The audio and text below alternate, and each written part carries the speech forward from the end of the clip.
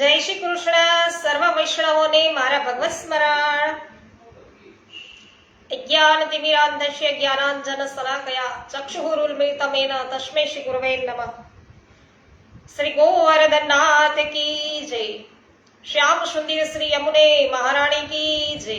શ્રી વલ્લભાધીશ કી જય. શ્રી ગોસાઈજી પરમ દયાલ કી જય. શ્રી ગોકુલનાથ કી જય. શ્રી હરિરાયજી મહાપ્રભુની જય.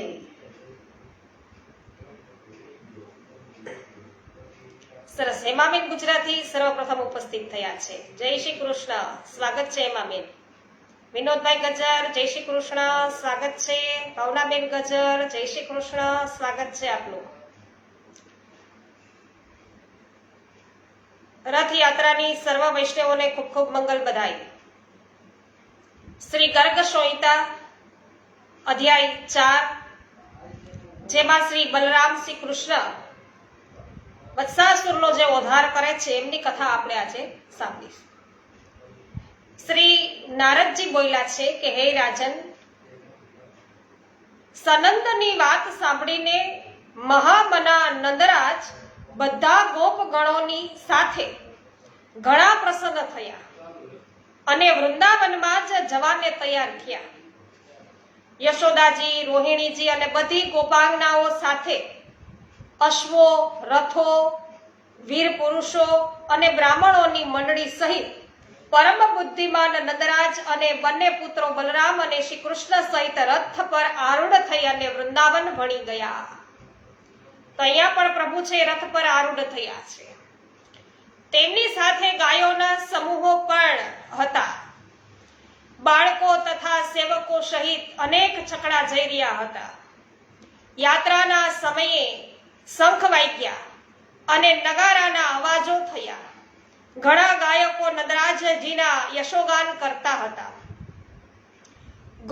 ગોપ વૃષભાનુવર પોતાના પત્ની સાથે હાથી પર આરૂઢ થઈને પુત્રી રાધાને સાથે લઈને ગાયકોના યશોગાન સુણતા મૃદંગ, તાલ, વીણા અને વેણુઓના મધુર ધ્વનિ સાથે વૃંદાવન ગયા.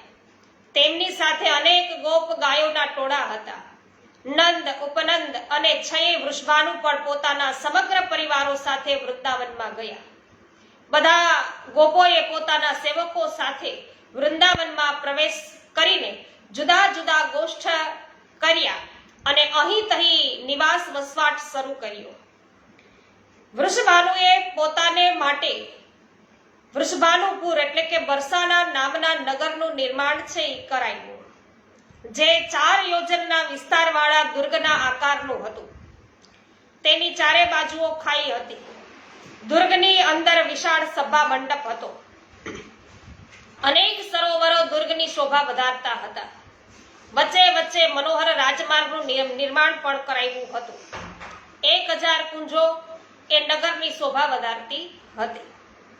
શ્રી કૃષ્ણ નંદનગર એટલે કે નંદગાંવ તથા વૃષભાનુપુર એટલે કે બરસાનામાં બાળકો સાથે ક્રીડા કરતા ઘૂમતા હતા અને ગોપાંગનાઓને પ્રેમે છે વધારતા હતા. હે રાજન, કેટલાક દિવસો પછી બધા ગોપોના સમાદર ભાજન મનોહર રૂપવાળા બલરામ અને શ્રી કૃષ્ણ વૃંદાવનમાં વાછરા ચડાવવા ગયા છે અને બંને ભાઈઓ ગ્વાલ બાળોની સાથે ગામની સીમા સુધી જઈ અને વાછરા ચરાવતા હતા. કાલિંદીની નજીક તેનું પાવન પુલિનપુર સુશોભિત નિકુંજો અને કુંજોમાં બલરામ અને શ્રી કૃષ્ણ આમ તેમ સંતા કુકડી રમતા રમતા અને ક્યાંક ક્યાંક વનમાં જઈ અને વિચરતા હતા. તો એ બંનેના કટી પ્રદેશમાં કરધની સોંપતી હતી. ખેલતી વેળા તેમના પગના ઝાંઝર અને નુપુર મધુર ઝંકાર કરતા હતા. બલરામજીના અંગો પર નીલાંબર સોંપતું હતું તો શ્રી કૃષ્ણના અંગો પર પીતાંબર. બંને ભાઈઓ હાર અને બાજુબંધોથી વિભૂષિત હતા. કેટલાક બાળ પોતાના મુખેથી કરધનીના ઘુંઘરુઓનો જેવો જ ધ્વનિ છે એ કાઢતા હતા, દોડતા હતા અને તેમની સાથે બંને બંધુઓ રામ અને શ્યામ પણ પક્ષીઓની છાયાનું અનુસરણ કરતા હતા અને નાસ્તા શોભતા હતા. શિર પર મયુર પીછ લગાવીને ફૂલો અને પલ્લવોના શૃંગાર કરતા હતા. હે નરેશ્વર, એક દિવસ તેમના વાછરડાના ટોળામાં કંસે મોકલેલો વત્સાસુર છે ભળી ગયો. શ્રી કૃષ્ણને એની જાણ થઈ અને તે વત્સાસુર પાસે છે ગયો. એ દૈત્ય ગોપ બાળકોની વચમાં બધી તરફ પૂંછડું ઊંચું કરીને વારંવાર દોડતો દેખાતો હતો. અચાનક તેણે આવીને પાછલા પગે શ્રી કૃષ્ણના ખભા પર પ્રહાર કર્યા. બીજા ગોપ બાળકો બધા નાસી છૂટ્યા, પણ શ્રી કૃષ્ણે તેના બંને પગો પકડી લીધા અને તેને ઘુમાવીને ધરતી પર પટક્યો. પછી શ્રી હરિએ ફરીથી તેને હાથોથી ઉઠાવીને કપિથ્ય એવા વૃક્ષ પર ઝીક્યો. પછી તો એ દૈત્ય તત્કાળ મૃત્યુ પામ્યો. તો તેના ધક્કાથી મહાકપિત્થ એવું વૃક્ષ છે એ પડી ગયું અને બીજા વૃક્ષોને પણ ધરાશાયી કરી નાખ્યા. આ એક અદ્ભુત વાત થઈ. બધા ગ્વાળ બાળો આશ્ચર્યચકિત થઈ અને કનૈયાની પ્રશંસા કરવા લાગ્યા. દેવો ગગનમાંથી જય જયકાર કરતા પુષ્પવૃષ્ટિ કરવા લાગ્યા. એ દૈત્યની વિશાળ જ્યોત શ્રી કૃષ્ણમાં વિલીન થઈ ગઈ. બહુલાશ્ચર્ય પૂછ્યું નારદજીને કે હે મુને, આ તો ઘણા આશ્ચર્યની વાત છે. કહો તો એ વત્સાસુર છે એ રૂપમાં પહેલાના કયા પુણ્યાત્મા પુરુષ છે પ્રગટ થયા હતા કે જે પરિપૂર્ણતમ પરમાત્મા શ્રી કૃષ્ણ ભગવાનમાં વિલીન થયા? તો એ કહે છે નારદજી કે હે રાજન, મૂરને એક પુત્ર હતો જે મહાદૈત્ય પ્રમિલ નામે વિખ્યાત હતો.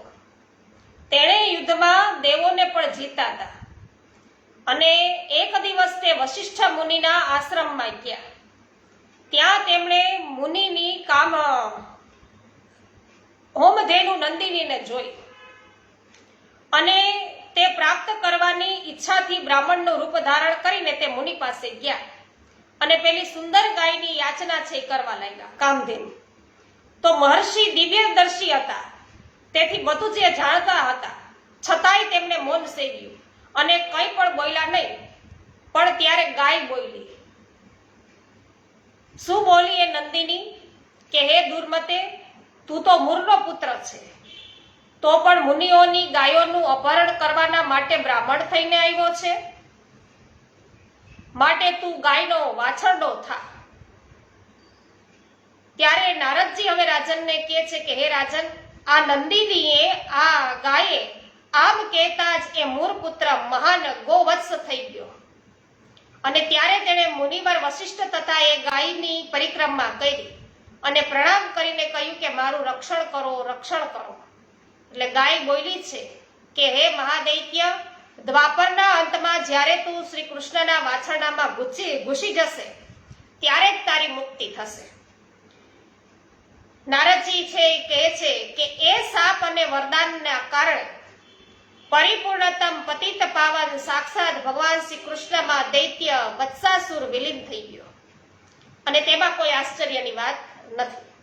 આ પ્રમાણે શ્રી ગર્ગ સંહિતામાં વૃંદાવન ખંડના નંદ સનંદ સંવાદમાં વત્સાસુરનો મોક્ષ નામનો આ ચોથો અધ્યાય છે એ પૂરો થયો. શ્રી ગોવર્ધનનાથ કી જય. શ્રી બાલકૃષ્ણલાલ પ્યારે કી જય. શિલ્પાબેન લુણાગરિયા, જગદીશભાઈ લુણાગરિયા, લલિતાબેન અકબરી, બાબુભાઈ ગોટી, મુકેશભાઈ અઘેરા, પરેશભાઈ ગજેરા, રંજનબેન લુણાગરિયા, હેમાબેન ગુજરાતી, સર્વ વૈષ્ણવજનોનું સ્વાગત છે. સર્વ વૈષ્ણવોને અષાઢી બીજની ખૂબ ખૂબ મંગલ બધાઈ. જયશ્રીબેન થાનકી, આપને પણ લલિતાબેન અકબરી સ્વાગત છે. સરસ. તો શ્રી બાલમુકુંદજી પ્રભુ છે એમની સેવા પહોંચી અને સત્સંગમાં છે એ સન્મુખ થયા છે. મુખિયાજી જયેશભાઈ, ઉષાબેન, આપનું પણ સ્વાગત છે. અનિલાબેન સોલંકી, પ્રભુદાસભાઈ સોલંકી, કેવી પટેલ, રજનીકભાઈ ચીખલિયા, જે.આર. વડાલિયા, આપ સર્વ વૈષ્ણવોનું સ્વાગત છે. વડાલિયાભાઈ, તમે પોસ્ટ શેર કરી છે એ બદલ ખૂબ ખૂબ આભાર. પરેશભાઈ, આપનો પણ ખૂબ ખૂબ આભાર. હસમુખભાઈ પાલા, મહેશભાઈ વસોયા, મનીષાબેન અઘેરા, જ્યોત્સનાબેન ધામેચા, ઉન્નતિબેન ભીમાની, મનસુખભાઈ ગજેરા, જમનભાઈ વાડી, આપ સર્વ વૈષ્ણવજનોનું સ્વાગત છે. તો વૈષ્ણવો, આપણે ત્યાં પુષ્ટિ માર્ગીય હવેલીઓમાં, શ્રીનાથજી મંદિરમાં નવનીત પ્રિયાજીને આવતીકાલે છે એ રથનો મનોરથ છે એ કરાવવામાં આવશે. શા માટે કરાવવામાં આવશે કાલે? આજે અષાઢી બીજ છે છતાં પણ તો એ બાબતની બધી જ માહિતી તમને અત્યારે થોડાક સમય પછી, આપણે સત્સંગ પૂરો કર્યાના અડધી કલાક પછી 2 વિડીયો યુટ્યુબ ઉપર જોવા મળશે, જેમાં પુષ્ટિ માર્ગમાં રથયાત્રાનું શું મહત્વ છે એ પણ તમે જાણી શકશો.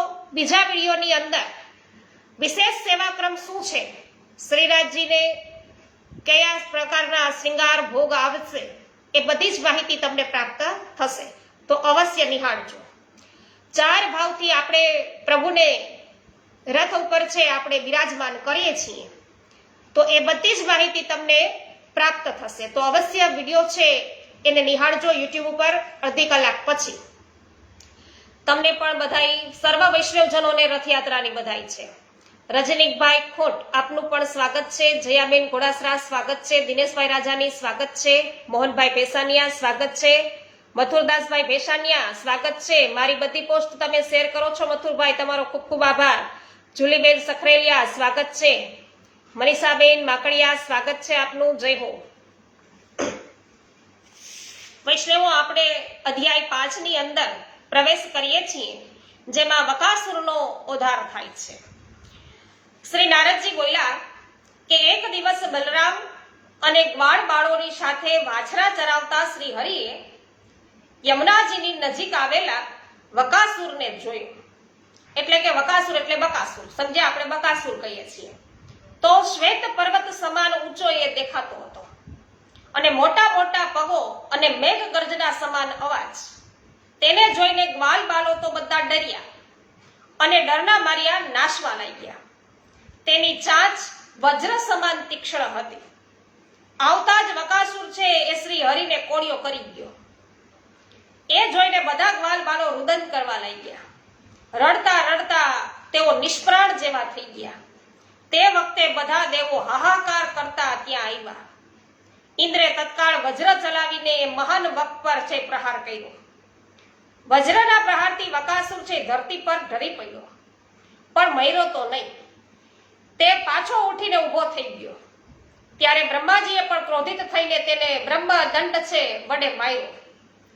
તો આઘાતથી પડીને એ અસુર 2 ઘડી પર્યંત મૂર્છાવશ પડી ગયો. પછી પોતાના દેહને ધ્રુજાવતો, આળસ મરડતો ઘણા વેગપૂર્વક ઉઠીને ઊભો થઈ ગયો અને તેનું મૃત્યુ તો થયું નહીં. એ બળવાન દૈત્ય મેઘના જેવી ગર્જના કરવા લાગ્યો. તે વખતે ત્રિનેત્રધારી ભગવાન શંકરે એ મહાન અસુર પર ત્રિશુલ વડે પ્રહાર કર્યો. તે પ્રહારથી દૈત્યની એક પાંખ છે એ છેદાઈ ગઈ, છતાં પણ અસુર મર્યો નહીં. પછી વાયુદેવે વકાસુર પર વાઘવ્યાસ્ત્ર છે એ ચલાવ્યો. તેનાથી તે કંઈક ઉપર ઉચક્યો, પણ પુનઃ પોતાના સ્થાને આવીને ખડો થઈ ગયો. ત્યારબાદ યમની સામે આવીને તેના પર યમદંડની પ્રહાર છે યમરાજાએ કર્યો. પરંતુ પ્રચંડ પરાક્રમી વકાસુરનું એ દંડથી પણ મૃત્યુ થયું નહીં. યમરાજાનો એ દંડ પણ ભાંગી ગયો, પણ વકાસુરને છે કંઈ પણ ઈજા થઈ નહીં.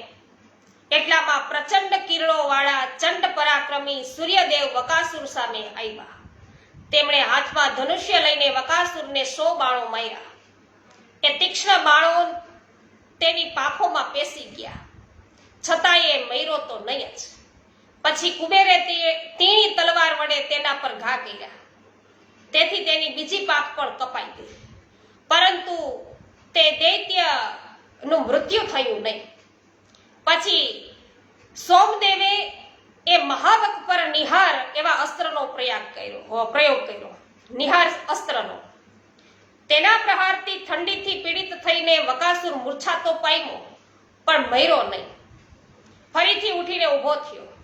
હવે અગ્નિદેવે મહાવક પર અગ્નેય અસ્ત્રથી પ્રહાર કર્યા. તેનાથી તેના રૂવા છે એ બળી ગયા, પણ મહાદુષ્ટ અસુરનું મૃત્યુ થયું નહીં. ત્યાર પછી જ્વાળા સ્વામી વરુણ દેવે તેને પાસ દોરડાથી બાંધીને ધરતી પર ઘસેડ્યો. ઘસડવાના કારણે તે મહાપાપી દૈત્ય છિન્ન ભિન્ન થયું, છતાંય મર્યો તો નહીં જ. પછી વેગશાલીની ભદ્રકાળીએ આવીને તેના પર ગદાનો પ્રહાર કર્યો. ગદાના પ્રહારથી મૂર્છા પામીને વકાસુર અત્યંત વેદનાથી સુધબુધ ગુમાવી બેઠો. તેના મસ્તક પર ઘા થયો હતો, છતાં તે પોતાના દેહને કંપાવતો અને ફફડાવતો પાછો ઊભો થઈ ગયો અને એ મહાદુષ્ટ દૈત્ય ધૈર્યથી સમ્રાંગણમાં ખડો રહીને વાદળાની જેમ ગર્જના કરવા લાગ્યો. તે વખતે શક્તિશાળી શકંદે અતિ ઉતાવળે તેના પર છે પોતાની શક્તિ ચલાવી. તેના પ્રહારથી એ પક્ષી પ્રવર છે અસુરોનો એક પગ છે એ અસુરનો આ તૂટી ગયો, પણ તે મર્યો નહીં. પછી વીજળીના ગડગડાટ સમાન ગર્જના કરતા દૈત્યે ઓચિંતો ક્રોધપૂર્વક હુમલો કર્યો અને તીક્ષ્ણ ચાંચ મારી. તો ચાંચ મારીને બધા દેવોને ખદેડી મૂક્યા. આકાશમાં દેવો આગળ નાચતા હતા અને પાછળ આ વકાસુર તેને ખદેડતો હતો. ત્યાર પછી દૈત્ય પુનઃ ત્યાં આવ્યો અને બધા દિગ્મંડળને પોતાના સિંહનાદથી ગર્જના કરવા એ લાગ્યો. તે સમયે બધા દેવર્ષિઓ, બ્રહ્મર્ષિઓ અને ત્રીજોએ શ્રી નંદનંદને તરત જ આશીર્વાદ આપ્યા. તે વખતે શ્રી કૃષ્ણે વકાસુરના દેહની અંદર પોતાના જ્યોતિર્મય દિવ્ય દેહને વિસ્તાર્યું પ્રભુએ. પછી તો એ મહાવકનો કંઠ છે ફાટી ગયો અને તે એકાએક શ્રી કૃષ્ણને ગળી ગયો. પછી તીક્ષ્ણ ચાંચથી શ્રી કૃષ્ણને પકડવાના માટે જ્યારે તે નજીક આવ્યો ત્યારે શ્રી કૃષ્ણે ઝપટ મારીને તેની પૂંછડી પકડી લીધી અને તેને પૃથ્વી પર પટકી નાખ્યો. પણ તે ફરીથી ઉઠીને ચાંચ ફેલાવીને તેની સામે ખડો થઈ ગયો. ત્યારે શ્રી કૃષ્ણે બંને હાથેથી તેની બંને ચાંચો પકડી લીધી અને જેમાં હાથી કોઈ વૃક્ષની ડાળને ચીરી નાખે તે રીતે તેને છિન્ન ભિન્ન કરી નાખ્યો. તે વખતે મૃત્યુ પામેલા એ દૈત્યના દેહમાંથી એક જ્યોત નીકળી અને એ પણ શ્રી કૃષ્ણમાં સમાઈ ગઈ. પછી દેવો બધા જય જયકાર કરતા દિવ્ય પુષ્પોની વૃષ્ટિ કરવા લાગ્યા. ત્યારે બધા ગ્વાલ બાળ બધા આશ્ચર્યચકિત થઈ ગયા. બધી બાજુએથી આવીને શ્રી કૃષ્ણને બધા ભેટી પડ્યા અને બોલ્યા કે હે સખે, આજે તો તું મોતના મુખમાંથી કુશળતાપૂર્વક નીકળી આવ્યો. આ પ્રમાણે વકાસુરને માર્યા પછી વાછરાને આગળ કરીને શ્રી કૃષ્ણ બલરામ અને ગ્વાલબાળો સાથે ગીત ગાતા આનંદપૂર્વક રાજભવનમાં પાછા ફર્યા. પરિપૂર્ણતમ પરમાત્મા શ્રી કૃષ્ણના આ પરાક્રમપૂર્ણ ચરિત્રનું ઘરે પાછા ફરેલા બધા ગ્વાલબાલોએ વિસ્તારથી વર્ણન કર્યું. એ સુણીને બધા ગોપો અતિ આશ્ચર્ય પામ્યા. અહીંયા બૌલાસ્થ રાજા છે એ પૂછી રહ્યા છે કે હે દેવર્ષે, આ વકાસુર પૂર્વકાળમાં કોણ હતો અને શા કારણે તેના બગલા જેવા શરીરનું એને પ્રાપ્ત થયું? બગલાનું શરીર એને શા માટે પ્રાપ્ત થયું હતું?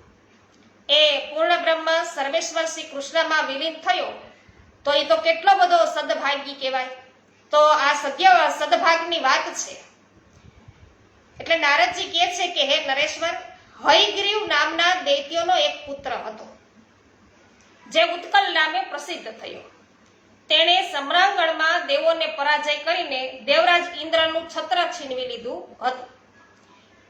તો એ મહાબળવાન દૈત્ય બીજા પણ ઘણા મનુષ્યો અને રાજ્યોની રાજ સંપત્તિનું અપહરણ કરીને 100 વર્ષ પર્યંત સર્વ વૈભવ સંપન્ન રાજ્યનો ઉપભોગ છે એને કર્યો હતો.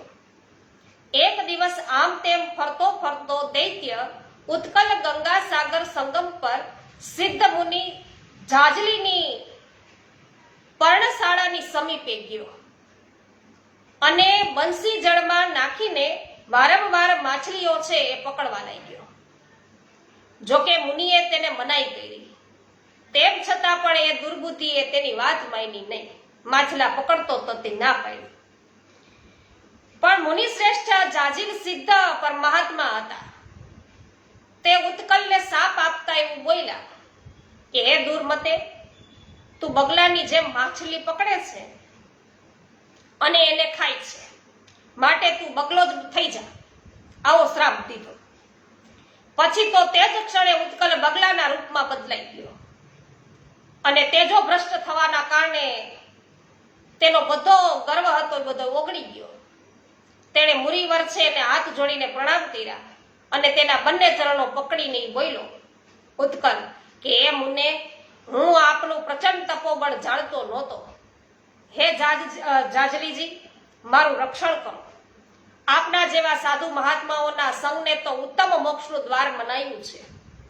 તો જે શત્રુ અને મિત્રમાં, માન અને અપમાનમાં, સુવર્ણ અને માટીના ડેફામાં અને સુખ અને દુઃખમાં પણ સંભાવ રાખો છો, તો તેવા આપના જેવા મહાત્મા જ સાચા સાધુ છો.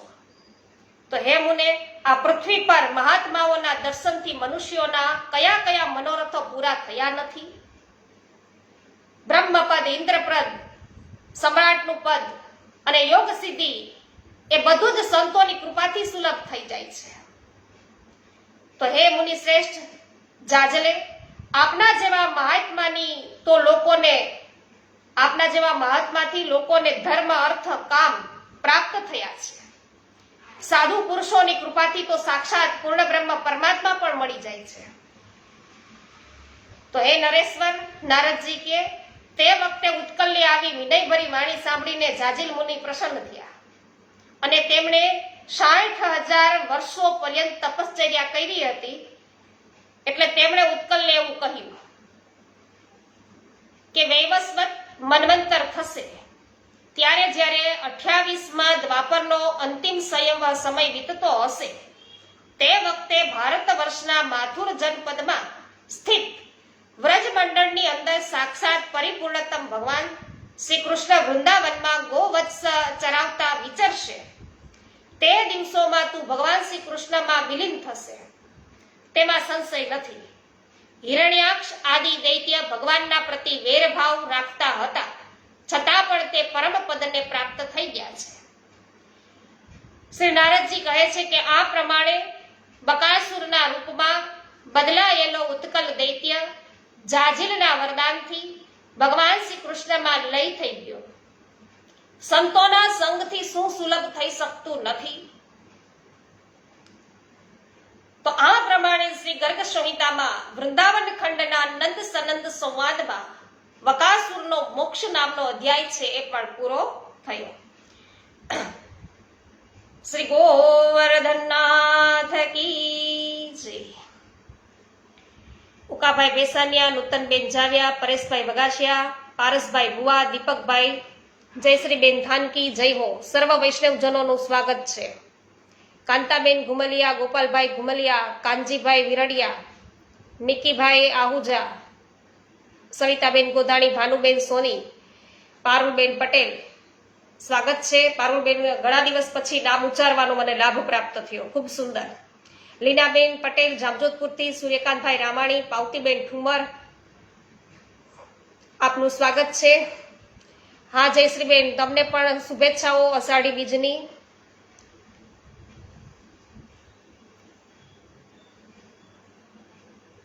શિલ્પાબેન લુણાગરિયા,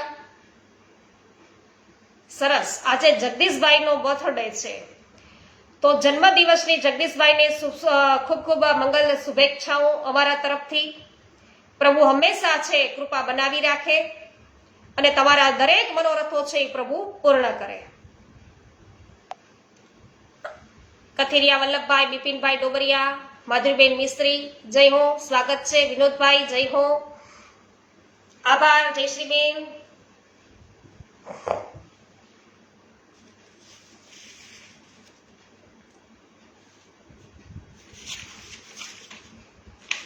ત્યારબાદ છઠ્ઠા અધ્યાયમાં પ્રવેશ કરીએ વૈષ્ણવો, જેમાં બકાસુરનો તો વધ થઈ ગયો, હવે અઘાસુર છે એમનો ઉદ્ધાર કરે છે પ્રભુ.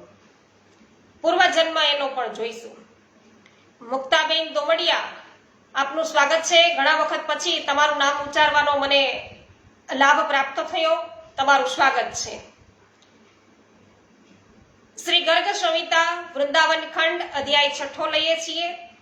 શ્રી નારદજી બોલ્યા કે હે રાજન, એક દિવસ ગ્વાલ બાળોની સાથે માછરા ચરાવતા શ્રી હરિ કાલિંદીની નજીક કોઈક રમણીય સ્થાન પર બાલોચિત રમત રમતા હતા. તે વખતે અઘાસુર નામનો મહાદૈત્ય એક કોષ લાંબુ શરીર ધારણ કરી અને ભીષણ મુખ ફેલાવીને માર્ગમાં ઉભો રહ્યો. તો દૂરથી એવું માલુમ પડ્યું હતું કે જાણે કોઈ પર્વત જ ઉભેલો છે. તો તેને વૃંદાવનમાં જોઈને બધા ગ્વાલ બાળો છે એ તાળી વગાડવા લાગ્યા અને તાળી વગાડતા વગાડતા એ વાછરાની સાથે તેના મોંમાં ઘૂસી ગયા. વાછડાઓને લઈને એના મોંમાં ઘૂસી ગયા. તે સર્વના રક્ષણ માટે બલરામ સહિત શ્રી કૃષ્ણ પણ અસુરના મુખમાં પ્રવેશ્યા. એ સર્પ રૂપધારી અસુર જ્યારે વાછરા અને ગ્વાલ બાલોને ગળી ગયો ત્યારે દેવોમાં હાહાકાર મચી ગયો. કિંતુ દૈત્યોના મનમાં આનંદ જ હતો. દૈત્યો બધાને આનંદ થયો. તે સમયે શ્રી કૃષ્ણે અઘાસુરના ઉદરમાં પોતાના વિરાટ સ્વરૂપને મોટું કરવાનું શરૂ કર્યું. તેના કારણે અઘાસુરના પ્રાણ તેનું મસ્તક ફોડી અને બહાર નીકળી ગયા. હે મિથિલેશ્વર, પછી બાળકો અને વાછરાની સાથે શ્રી કૃષ્ણ અઘાસુરના મુખમાંથી બહાર આવ્યા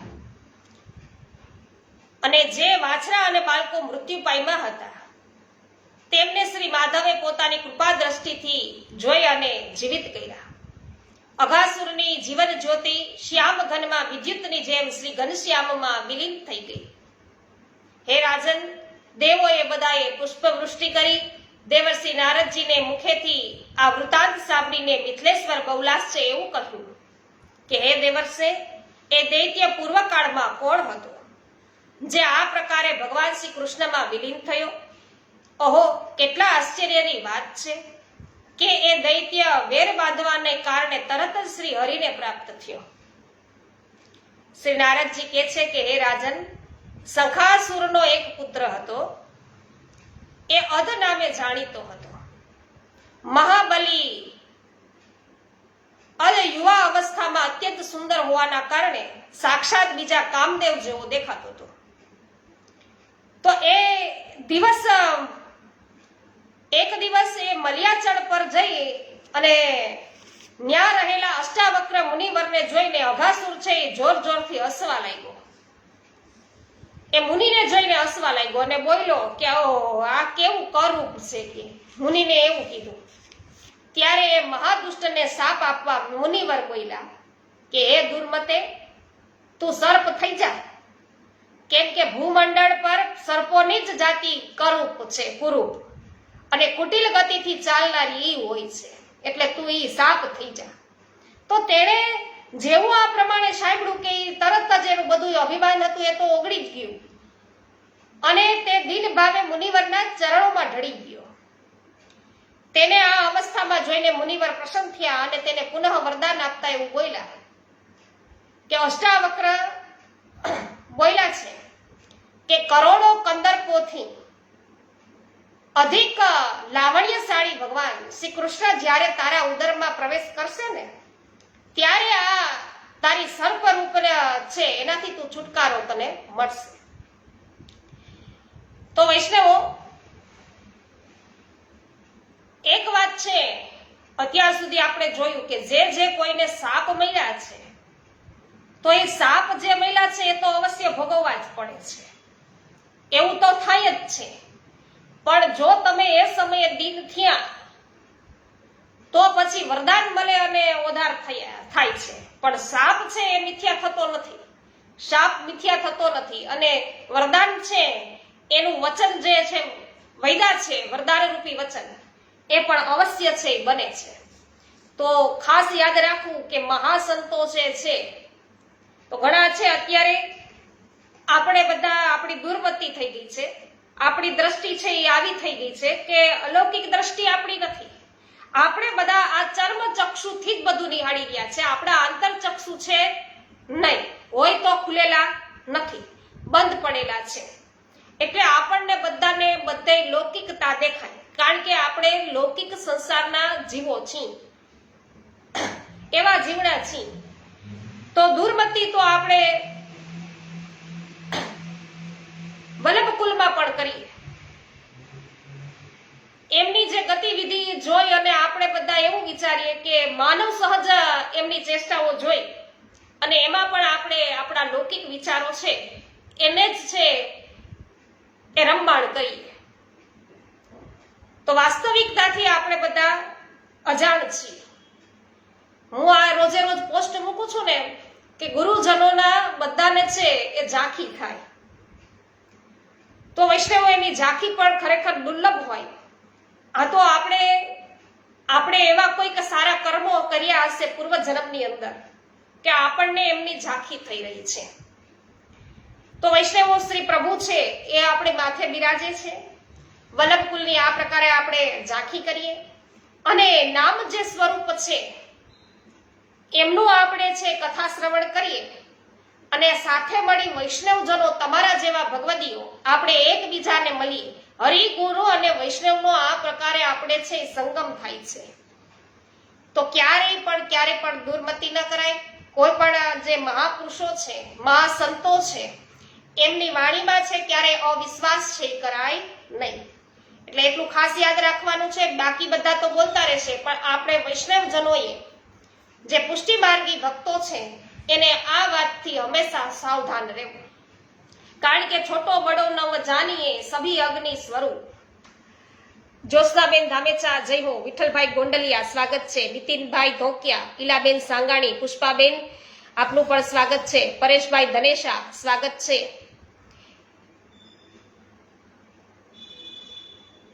હેમાબેન ગુજરાતી આપનો પણ આભાર. તો વૈષ્ણવો કાલે રાત્રે વાત કરી હતી કે આપણે જલભેદ દ્વારા વક્તાઓમાં રહેલા ભેદને જાણીશું. જે રાત્રિના આપણે ચર્ચા કરવાના છીએ એમના ફોટો છે આપણે અત્યારે આજે ફેસબુક ઉપર છીએ એમાં મૂકી દીધા છે.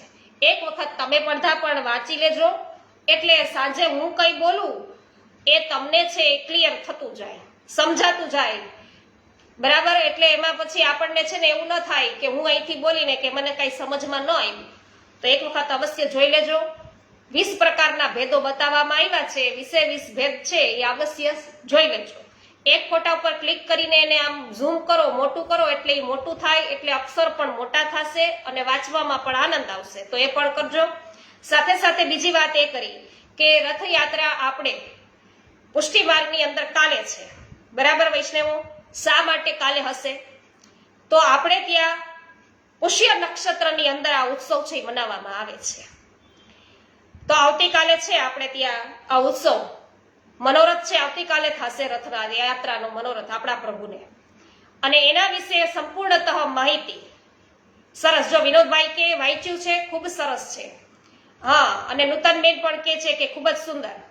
તો યુટ્યુબ ઉપર અત્યારે 2 વિડીયો તમને અડધી કલાક પછી જોવા મળશે, જેમાં પુષ્ટિ માર્ગમાં રથયાત્રાનું શું મહત્વ છે, કઈ પ્રકારે છે 4 ભાવથી પ્રભુ છે એના દર્શન થાય છે. 4 દર્શન છે રથમાં પ્રભુ બિરાજમાન થયા હોય એવા થાય છે, એ પણ ખ્યાલ આવશે. બીજા વિડીયોની અંદર આજના જે વિશેષ ક્રમ હોય રથયાત્રાના દિવસે પ્રભુને છે વિશેષ સેવાક્રમ કયો રહેશે એ પણ તમને માહિતી મળી જશે. હા, સુમિતાબેન સેલડિયા આપનું સ્વાગત છે. શ્રી ગોવર્ધનનાથ કી જય, गिरिराज दरण की जय, श्याम सुंदर श्री अमुने महाराणी की जय, श्री वल्लभाधीश की जय, श्री गोसाई जी परम दयाल की जय, श्री गोकुलनाथ की जय, श्री हरिराय जी महाप्रभुनी जय. સર્વ વૈષ્ણવોને મારા જય શ્રી કૃષ્ણ. જય શ્રી કૃષ્ણ સુમિતાબેન. જય હો ગોપાલભાઈ.